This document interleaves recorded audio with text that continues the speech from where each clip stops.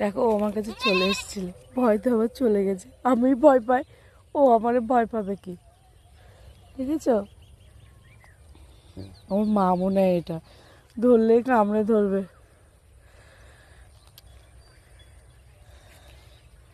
দেখো এই একটা, দেখো দুটো, ছোট্ট ছোট্ট দুটো। আয়, আমি ভয় পাই, আসিস না রে।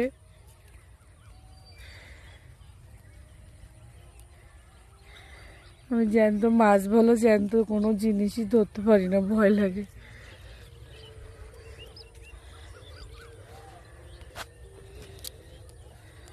কত সুন্দর সুন্দর না ছোট ছোট দুটো বাচ্চা।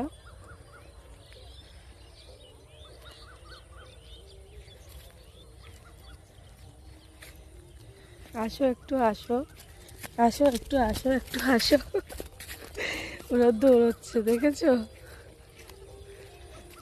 চলো যা যা।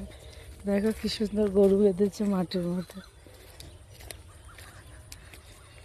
এরকম পরিবেশটা আমাদের ওইদিকে দরকার, কিন্তু নেই।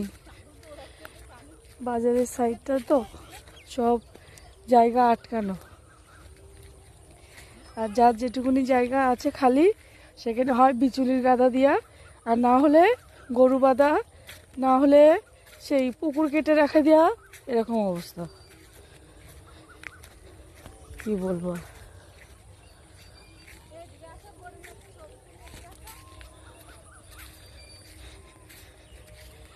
দেখো সবুজ আর সবুজ, ঠিক আছে?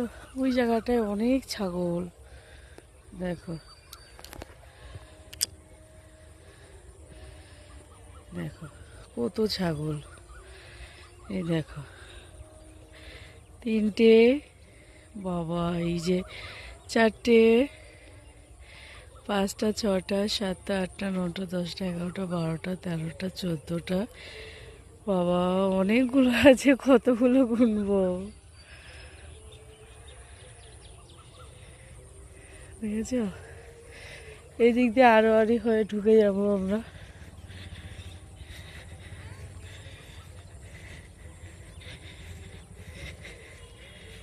এইটা মনে হয় গুতায়, খুব সম্ভব গুতায়, কারণ এর শিং দেখেই বোঝা যাচ্ছে এই গরুটা গুতাবে, বুঝেছো? এর ধারে কাছেও যাবো না আমি। আমাদের বাড়িতে একটা কালী বলে গরু ছিল, বিশাল গুতাতো, আর যখন বাবা বেঁধে রাখতো তখন আমি বিশাল ওরে মারতাম, আর যে ছাড়া পেত তখন ও আমার এসে গুতাতো।